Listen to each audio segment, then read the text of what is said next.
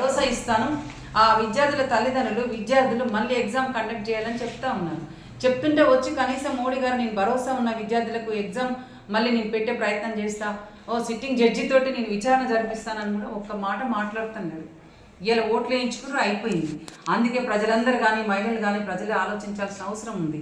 ఈ ప్రభుత్వాలు ఏం పనిచేస్తూ ఉన్నారు, ప్రభుత్వాలు ఎట్లా నిర్బంధాన్ని కొనసాగిస్తూ ఉన్నారు, మహిళల పట్ల ఎట్లా వివరిస్తూ ఉన్నారు, పేద ప్రజల పట్ల ఎట్లా వివరిస్తూ ఉన్నారు, ఎట్లా ప్రజా వ్యతిరేక విధానాలు వాళ్ళు అవలంబిస్తున్నారు. ఈ విధానాల మీద అందుకే ప్రజల్ని చైతన్యం చేయటం కోసం ఈ శిక్షణ తరగతులు 4 రోజుల పాటు నిర్వహిస్తూ ఉన్నాం.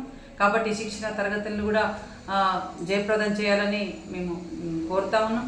అట్లాగే ప్రెస్ వాళ్ళు కూడా ఆ 4 రోజులు కూడా మీరందరూ కూడా మాకు సహకరించాలని, ఎందుకంటే మహిళల యొక్క ఇష్యూస్ మీద తీసుకుపోవటానికి, ఎందుకంటే ఇలా చాలామంది మహిళలు పని దొరకక పట్టణ ప్రాంతాల్లో కూడా మహిళలు కూడా పని దొరకక చాలా సమస్యలు ఎదుర్కొంటున్నారు.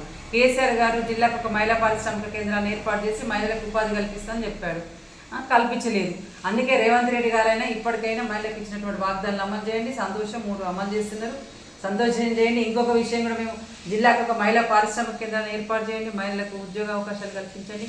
ఆ దిశలో వారి యొక్క విధి విధానాలు ఉండాల్సినటువంటి అవసరం ఉందని కూడా కాంగ్రెస్ గవర్నమెంట్కి విజ్ఞప్తి చేస్తున్నాం.